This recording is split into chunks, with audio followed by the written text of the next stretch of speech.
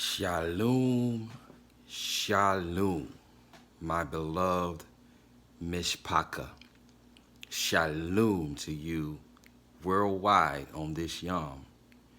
All 12 tribes, the whole Bayif house of YAHUAH'S. Shalom, shalom to you worldwide on this morning, on this Bukhah. Shalom to the older brother, the lion, Yahuwah. Shalom to the younger brother, the ox, Ephraim, who with his horns has pushed around all nations and has indeed become the completeness of the nations and has indeed become all nations, who has become as the Kohabim of the Shamayim, who has become as the stars of the Shamayim in accordance with the promise that Yahuwah gave to Abraham, our father. Shalom to the younger brother who has become all nations. Shalom to the stranger, to the ger, the goyim or Gentile or nation. Shalom to you who have come out of the nations, who have thrown down your idols, who have come out from amongst swine, and who has come out from amongst dogs, and who has forsaken the lies of your fathers, and has come out of the nations and engrafted yourself into the Bayif of YAHUAH'S, whereby now you are no longer considered a stranger.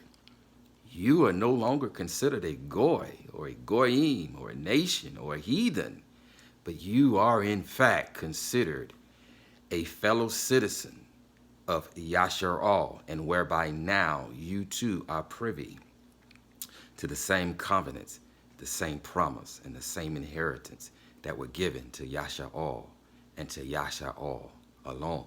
Some of you who have come out from amongst the nations, from amongst the swine, the pig, and the dogs, you are indeed Ephraim, you are indeed Yahuwah, and you have returned home, where our father was standing anxiously and patiently waiting on you to return with a robe in his hand and a ring in his finger and awaiting you with a kiss for your neck.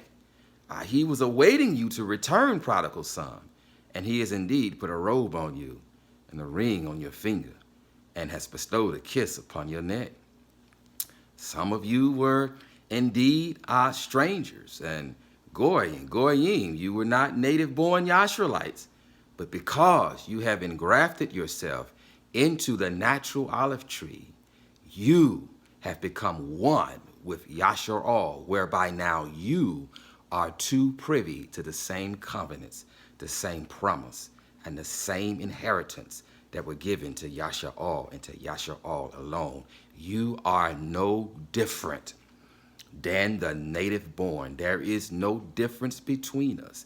One cannot tell the difference between the natural olive and the wild olive, because it has indeed been joined and been engrafted into one tree, whereby now no one can tell the difference between a natural and the wild olive tree. You are indeed a fellow Yashruelite, and there is no difference between us.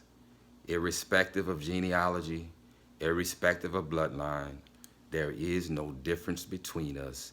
You are indeed a fellow citizen of YAHUAH'S. Shalom, shalom to my Mishpaka worldwide on this Yom, all 12 tribes, and the stranger who has joined himself to us. Shalom to you. Shalom on this Yom. Mishpaka, I won't be long, but something was put into my nafash, and it is very prevalent, not just in this season, but especially in this season. It's very prevalent for all times, but it perhaps has no greater importance than now and in the season to come. And in the season to come. And that is in respect to, in regards to the full armor of Yahuwah. What is the full armor of Yahuwah? This is a phrase that has been loosely thrown around for generations. For generations. It is indeed a statement that is indeed even loosely thrown around now. It is a statement loosely thrown around now, whether in Christian circles or whether in the house of Yaakov. It is something that is loosely thrown around, and that is to put on the full armor of Yahuwah. To put on the full armor of Yahuwah. But Zion, what is the full armor of Yahuwah? I submit to you, it's loosely thrown around, very loosely thrown around. But I equally submit to you that I wonder and I ponder if those who are loosely throwing this around truly understand what it means. Truly understand what it means to put on the full armor of Yahuwah. And why is it important? Why is it important to put on the full armor of Yahuwah? And why is it of uttermost important right now in this season and in the season to come? Why is it important? Why is it important? We're going to look at this morning. We're going to look at Shaul's. We're going to look at his admonition.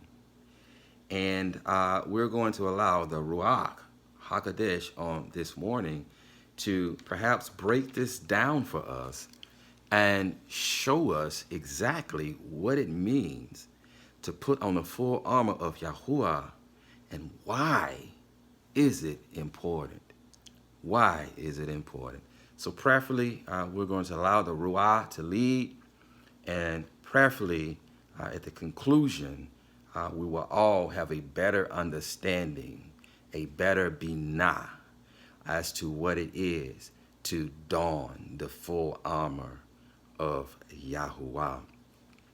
So looking at Ephesians, or Ephesians, the 6th chapter, beginning at the 10th verse, we're going to read through verse 18, but we're going to look very carefully at the words of Shaul and allow the Ruach to break this down for us, to give us an even better and deeper understanding and a better context as to what is the full armor of Yahuwah and why is it important that we don it on a daily basis, especially in this season and the season to come. So beginning at verse 10, it reads, "Finally, brethren, be strong in the master and in the power of his might. Finally, brethren, be strong in the master and in the power of his might." And I'm reading from the KJV for unity's sake. Many still read from the KJV. So I'm reading from the KJV because many are familiar with this passage from the KJV. The KJV is the first place that most of us was exposed to the full armor of Yahuwah. Verse 11, it reads, "Put on the whole armor of Yahuwah, that you may be able to stand against the wiles and our schemes and our tricks of the devil, of the wicked one, of the accuser." He says something next that is very, very important. It is an integral piece of this puzzle. It is an integral piece of this puzzle that we need to take heed to. The next verse says, "For we wrestle not against flesh and blood." We wrestle not against flesh and blood. So let that sink in right there. For we wrestle not against flesh and blood. So everything that follows this statement, we now have the understanding that we're not wrestling against flesh and blood. So everything else that is named after making this declaration right here, we now have the understanding that it's not flesh and blood, that it is not flesh and blood. So reading, it says, for we wrestle not against flesh and blood, but against principalities, but against principalities. Now this word here is the same as the Hebrew word hokabim, which is falsely given the pagan name stars. But I need you to understand here, and I'm not going to address this in depth, but I need you to understand that the word star is a pagan word, that it derives from the pagan goddess Astarte. And so it is representative of Astarte, who is a principality, who is another pagan word, what is called a heavenly host. Paganism is centered around, Babylon is centered around the worship of the heavenly host. It is centered around the worship of the Kokabim, of the sun and the moon. This is what Mystery Babylon is all about. It is the worship of the heavenly host, of the host of Shamayim, represented by Nimrod, Semiramis, and Tammuz. So it is the worship of the heavenly host. Nevertheless, the word star is pagan. It is derived from Astarte, who is a fertility goddess, who is a representative of Semiramis. But nevertheless, principalities is equal or akin to the Hebrew word Hokabim, meaning principalities, meaning rulers. And this is also why Yahuwah told Abraham that his seed, his descendants, would be as the Hokabim of Shamayim, indicating that we were going to be rulers. Hence, Yashar, it means prince of Aluahim, a prince of Alua. It means prince of Alua. We are going to rule. The reign of the Eretz is being restored to his firstborn son, to Adam, and by extension to Yashar, where we are once again going to rule the Eretz once the Eretz have been restored. So here it says, we do not wrestle against flesh and blood, but against principalities, against Hokabim. In Hazum 6, it is declared that a third of the Hokabim, or the principalities, or which is what is falsely called stars, fell and rebelled with Hashatan, with our chief adversary. And so this is what we war against. The third of them that fell from Shamayim, that are still here and ruling as principalities. So we war against them. We're warring against them. Not against flesh and blood, but against the third of the Hokabim that fell with Hashatan. We war against them. Not only them, but Hashatan himself. These are our enemies. So we wrestle not against flesh and blood, but against principalities, against Hokabim, against the heavenly, the host of Shamayim that fell, a third of them that war against us. It goes on to say against powers. Now, against powers here denotes supernatural powers. It's not talking about world powers. Sure, some of these world powers are under demonic control. Indeed, some of these world powers are even seed of Shaitan. So, yes, they can be used by demonic powers and fallen ones, but yet we still must look behind the curtain. We still must look at the puppet master behind the curtain and not at the puppet. We must not look at flesh and blood, because we fight not against flesh and blood. Indeed, some of them who even look human are indeed not even human, but are indeed seed of the serpent. But that's for another video. Nevertheless, it's not against flesh and blood. It's not against flesh and blood, but against principalities and against powers, supernatural powers. It goes on to say, against the rulers of the darkness of this world, against spiritual wickedness in high places. Now, the Greek word here behind the English filler word high is the Greek word epoureios. Epoureios. And it means existing in Shamayim. Existing in Shamayim. So it reads here again, put on the full armor of Yahuwah, that you may be able to stand against the wiles of the wicked one, of the devil. For we wrestle not against flesh and blood, but against principalities. And we've already gone over that. Against powers, against supernatural powers, against the rulers of the darkness of this world, the principalities and the demonic beings, which really are not rulers. Demons are the disembodied spirits of the Nephilim, of the offspring of the 200 watchers that came down during the time of Jared or Yarad, and who are locked up now in the pit, and who will be locked up for 70 generations until the end. Well, some of their offspring, a tenth of them, are left on the Eretz, a tenth of them under the rule of Hashatan, under the rule of Hashatan, and under the rule of these principalities. And so they're not rulers, they're just part of their army.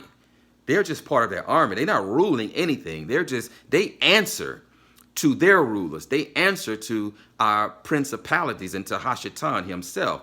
So they're not rulers. Sure, we fight against them.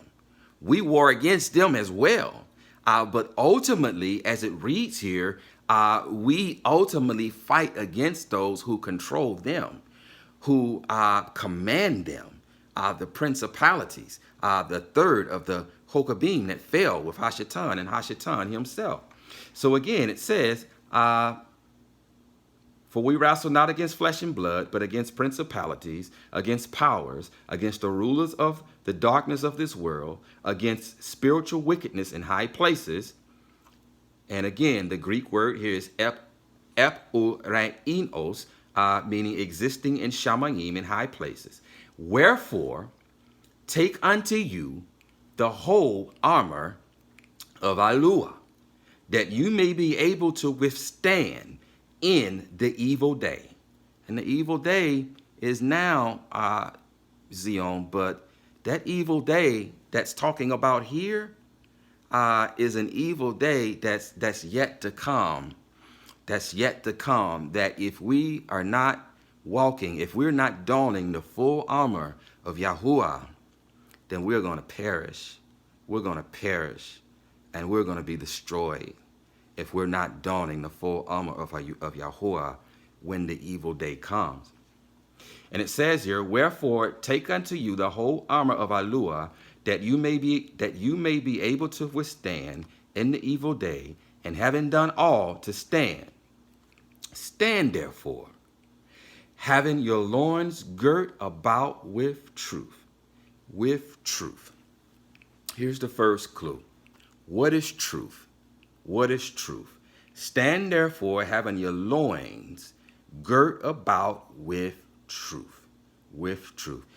Now you'll note that Paul uses an analogy. Shaul uses an analogy here with girding instruments of war. Instruments of war, preparing for battle. and girding ourselves with instruments with protection for battle, with armor and helmets and breastplates, and girding our loins, girding our jewels, being prepared to go to war, to go to battle. So he uses this analogy because indeed it is a war. It is a war. It is a battle. So he begins saying here, stand therefore, having girt your loins about with truth. With truth. What is truth? What is truth? In accordance with Tahalim, the 119th chapter, the 142nd verse, it reads, your righteousness is righteousness forever, and your Torah is truth. And your Torah is truth. And Tahalim, or Psalms, the 119th chapter, the 151st verse, it reads, you are near, O Yahuwah, and all your commands, your mitzvah, are true, are true. And Tahalim, or Psalms, the 119th chapter, the 160th verse, it reads, the sum of your word is truth, and all your righteous right ruling are forever, are forever. And Yahuchanan, or John, the 17th chapter, the 17th verse, it reads, set them apart in your truth. Set them apart in your truth. Your word is truth. Your word is truth. Now, not unlike Dawood, when he declares, your word is a lamp unto my feet and a light unto my path. When Hamashiach says here that to set them apart in your truth, that your word is truth, he's not talking about the Bref Kadashah. He's not talking about letters that are merely commentary on the truth, which are merely commentary about the truth, which are merely commentary about Torah. Yahusha is Torah. Yahuwah is Torah. He came as the living Torah. Indeed, when Dawood declared that your word is a lamp unto my feet and a light unto my path, he was speaking of Torah. The Brith Kadashah did not exist. The Brith Kadashah did not exist when Yahusha made the declaration to set them apart in your truth. Your word is truth. Indeed, it is written in Torah, in the 17th chapter, Dabarim, the 17th chapter, that if our ancestors ever wanted a sovereign to rule over them, then that sovereign was to copy for himself a copy of the Torah that was in the possession of the Kohen, that he was to take it and write a copy for himself, and he was to study it and meditate on it day and night, such that he would never exalt himself above his brothers. And so when Dawood declares that I have hidden your word in my heart so that I will not sin against you, he was meditating and hiding the Torah in his heart. Thus he declares that your word is a lamp unto my feet and a light unto my path, reminiscent of Proverbs 6:23, when Shalomah declares that Torah is a lamp and a light. That Torah is a lamp and a light. So we understand that the word and truth and Torah is synonymous. It is the same thing. So here, Shaul begins by saying to gird about our loins with truth, with Torah, with Torah, with Torah. So to gird our loins with the Torah, with truth, and having on the breastplate of righteousness, of Zedekah, having the breastplate of righteousness. What is righteousness? Well, the word here, the Greek word here for righteousness is the Greek word dikaios one. Dikaios one. And it means, hear me, justice. Justice in the sense of right ruling and mishpatim and righteousness. The definition here, it says, usually, if not always, in a, and I'm reading what it says here, in a Jewish atmosphere. In a Jewish atmosphere. That's very key. In a Jewish atmosphere. Let's look at Merriam-Webster's definition of righteous. It reads here, acting in accord with divine or moral law, free from guilt or sin. Free from guilt or sin. Now, reading this, let's see what Yahuwah has to say about righteousness. What is righteousness? It already says here in the Greek, it is dikaios one, which means usually, if not always, in a Jewish atmosphere. Now, we know that the term Jewish is false, but adding context, this adds great context to what Shaul was saying there with respect to righteousness. Now, let's see what Yahuwah has to say about righteousness. In Dabarim, Deuteronomy, the 6th chapter, verses 24 through 25, it reads, and Yahuwah commanded us to do all these laws or all these statutes, to fear Yahuwah, our Eluah, for our good always, to keep us alive as it is today. Listen, and it is righteousness for us when we guard to do all this command before Yahuwah, our Eluah, as he has commanded us. As he has commanded us. So now we understand that righteousness is obedience to Yahuwah's righteous Torah. Not that we are righteous, but that his Torah is righteous because Yahuwah is righteous and Torah is Yahuwah. And so when we aspire to align ourselves with Yahuwah's righteous Torah, with his righteousness, he then considers us to be righteous. He then considers us to be righteous. Reading again. So stand therefore, having girt your loins about with truth, with Torah, and having on the breastplate of righteousness, with obedience to Torah. So it's not enough to girt your loins with Torah. You must put on the breastplate of righteousness over your heart, whereby having it written upon your heart, whereby having the Torah written upon your heart, whereby giving us a love for Torah and a willingness to obey Torah. So it's not enough to girt your loins with Torah. We must have it written upon our hearts with the breastplate of righteousness, whereby obeying Torah, whereby having Yahuwah considering us righteous.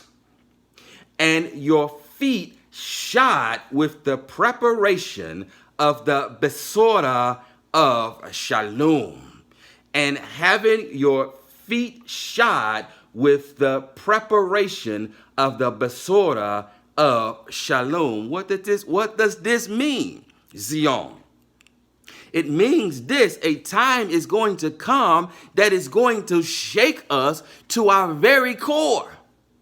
Even if we have our loins girt with truth, with Torah, and we have the breastplate of righteousness of Zedekah, whereby having it written upon our heart, whereby meaning we are walking, we are aligning ourselves with the righteousness of Yah as best we can with all of our heart, mind, and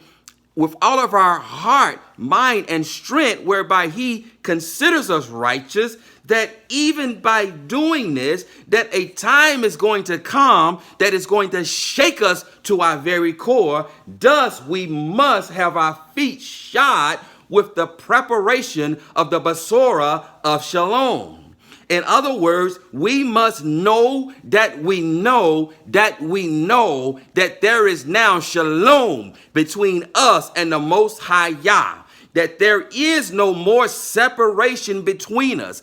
Come what may, come demon, come principality, come famine, come hunger, come disease, come persecution. We must know that nothing in all creation, neither demon, neither principality, neither famine, nor peril, nor sword, nor our worries of the day or our fears of tomorrow, that nothing in all creation can separate us from the love of Yahuwah, which has been revealed to us in Yahushua HaMashiach.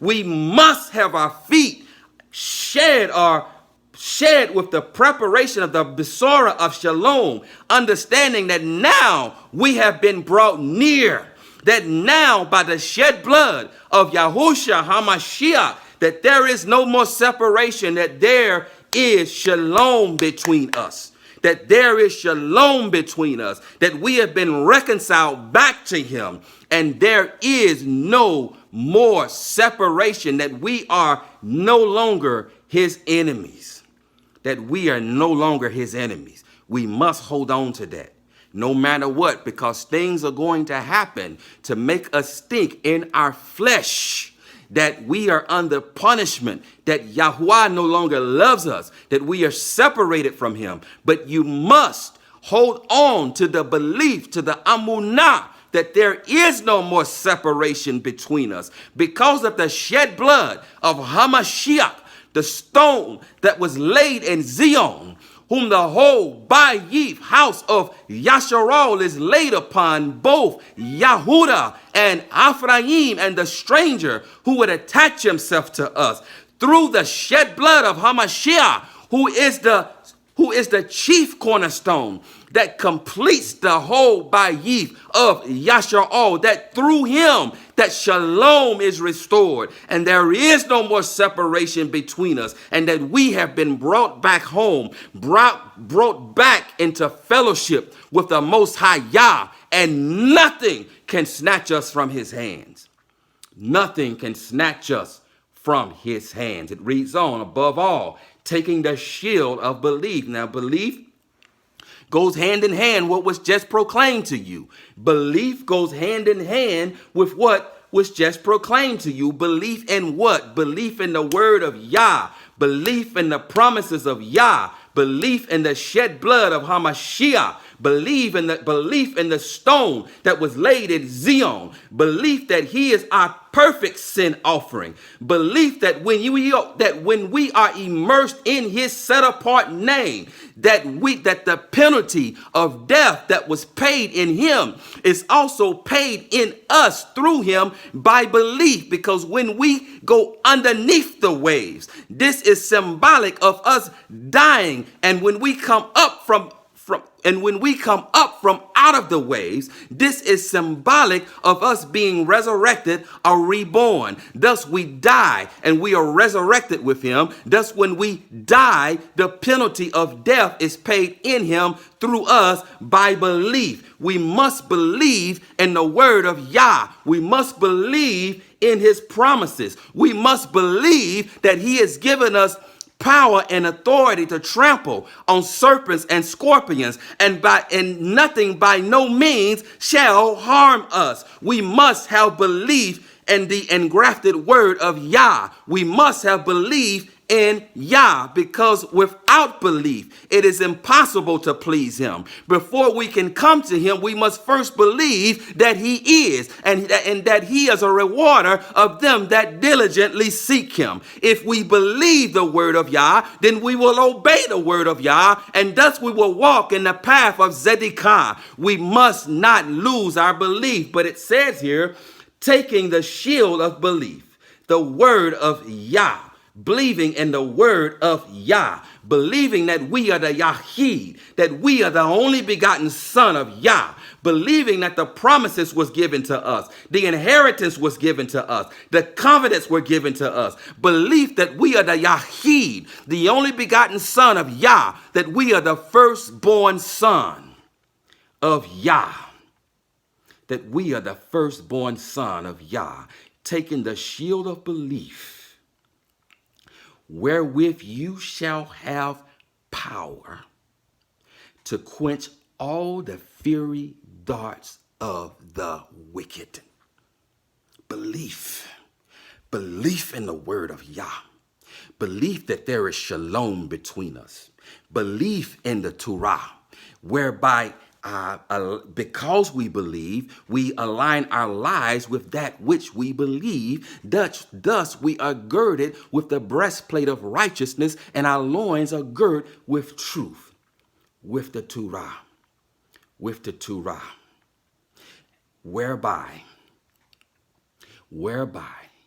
we are able to quench all the fiery darts of the wicked one. Whereby we believe that he has given us power and authority over serpents and scorpions and over all the powers of the enemy, and nothing by any means shall harm us. And take the helmet of deliverance. Hold on to the promise that Yahuwah himself declared that he was going to come and deliver his people from their sins, and that he came as Yahusha, that he created a body for himself. And in this form, he deposited his Ruach. And in this form, he came as our deliverer. It is finished. We are being delivered by belief in the offering of the body of Hamashiach. Put on the helmet of deliverance. Put on the helmet of deliverance. It is finished. We are being delivered. There is no more offering that needs to be made. We are being delivered. By the shed blood of Hamashiach, we are being delivered. There is no more, we are no more enemies with Yah. There is no more enmity between us. There is shalom. We are being delivered in accordance with his promise that he would deliver his people from their sins, that we have been delivered from the reign of darkness back into his marvelous light, that we have been delivered from the reign of Shaitan back into the reign of Yahuwah, provided that you have been born from above, provided that you are no longer a citizen of this world, that you are a pilgrim in this world, and that you are a citizen from above, such that when the renewed Yerushalayim comes down, we will be able to enter through the gates of the city, because we are already a citizen of the renewed Yerushalayim, because we have been born from above. Because we have been born from above. We are no longer citizens of the Eretz. We have been delivered from the reign of darkness into the reign of light, from the authority of Shaitan, back into his marvelous light. Put on the helmet of deliverance. Put on the helmet of deliverance and the sword of the Ruach, which is the word of Yahuwah. Thy word have I hidden in my heart, so that I will not sin against thee. Thy word have I hidden in my heart, so that I will not sin against thee. Not only for that purpose, but it is a sword. It is our offensive weapon to fight against the wickedness of this world. It is our weapon to fight against it, and we must learn how to wield it.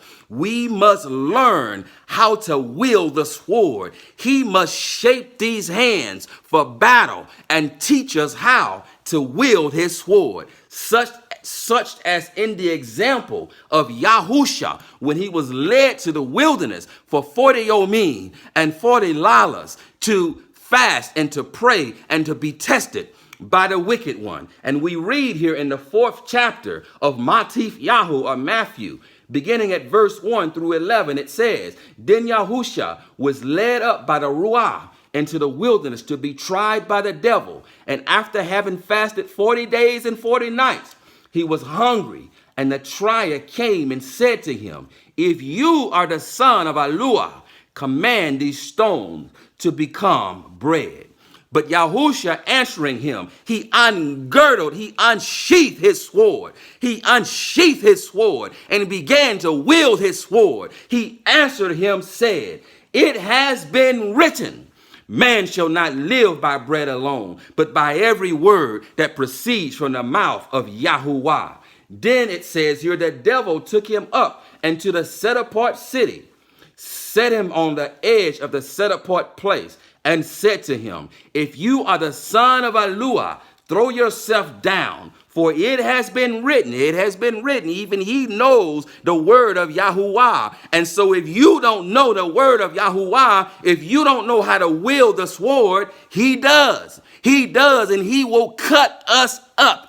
Thus, we must become better at wielding the sword than even him. We must learn how to wield the sword. Thus, he says here, For it has been written, He shall command His messengers concerning you, and in their hands they shall bear you up, so that you do not dash your foot against a stone. He is quoting here Tahalim 91. Yahusha said to him, he unsheathed his sword. Now, he never put it back. He had it in a fighting position. He had it in a fighting position, ready to fight. He was in battle with him, wielding his sword, wielding the sword of truth. So he never unsheathed it. He never put it back. He didn't put it back in the sheath until Hashatan had left. And it says here, Yahusha said to him, It has also been written, You shall not try Yahuwah your Yahuwah. Again, the devil took him up on a very high mountain and showed him all the reigns of the world and their esteem, and said to him, All these I shall give you if you fall down and worship me. Then Yahusha said to him, Go, Satan, for it has been written, You shall worship Yahuwah your Yahuwah, and him alone shall you serve. Then the devil left him, and see, the messengers came and attended him, and he put his sword back in the sheath. He put his sword back in his sheath. Like our Hamashiach, we must learn how to wield the sword of truth. We must learn Torah so that it is hidden in our hearts, so that we will not sin against him, so that when we are tried, our sword immediately comes up out of its sheath, and we begin to war with it. We begin to battle with it, because you see, this is the only thing that our enemies respect. They don't respect your flesh. They don't respect you raising your voice. They don't respect anything but Yahuwah and Yahuwah in us, the word in us. And when we speak the engrafted word of Yah, when Yahuwah proceeds from our mouth, proceeds from our belly, we begin to swing that sword. This is the only thing that will defeat our enemy. That will defeat our enemy. Don the full armor of Yahuwah, which is centered in Torah, which is centered and grounded in Torah and Amunah, and belief in his Torah.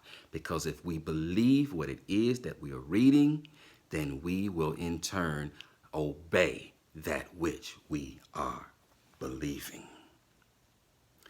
It is very important that we don the full armor in this season. It is even more important because I don't have to tell you what's going on in this season. The things that are going on around us, the distractions and the turmoil and the wickedness of this season. I would dare say that this season that we're in, the time that we're in, Zion, is more wicked now than the world has ever been.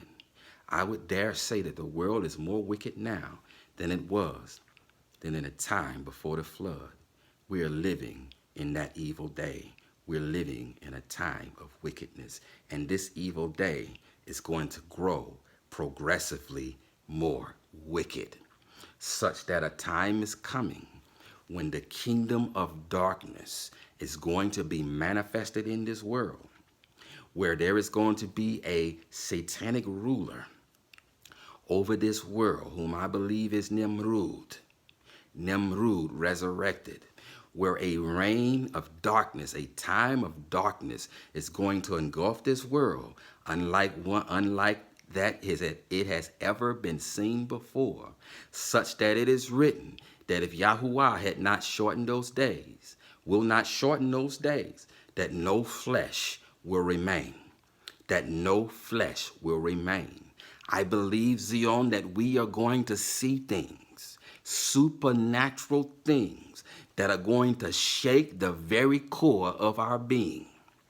And if we do not have the full armor of Yahuwah, we are not going to be able to endure. We are not going to be able to endure.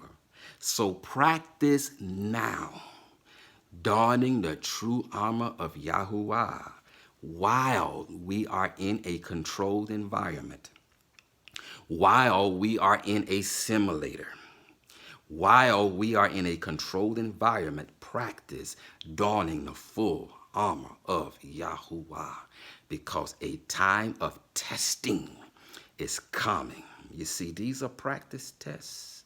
These are pop quizzes, Zion. These are pop quizzes that we are going through now that are preparing us for the real tests, that are preparing us for Yahuwah's distress, that are preparing us for a time of darkness unlike the world has ever seen. And if we are not walking and donning the full armor of Yahuwah, which is centered and grounded in Torah, we will perish. We will perish. I pray that this has edified you and strengthened you and encouraged you. I pray that even now that you will begin to don the full armor of Yahuwah as we have gained an understanding of what it is. All of us.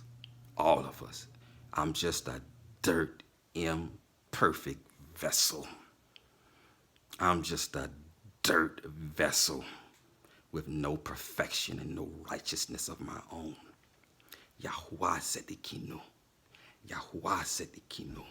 Yahuwah is our righteousness, and he considers us righteous when we aspire to guard his righteous Torah with all of our heart, mind, and being. Yahuwah Sedekinu. I'm just a dirt vessel. So all of us need to this day don the full armor of Yahuwah. Yahuwah barak you and guard you. Yahuwah make his face shine upon you and show favor to you. Yahuwah lift up his face towards you and give you shalom. Thus you shall put my name on the house, on the children, on the banim of Yasha'al, and I myself shall barak them. Amen, amen, amen.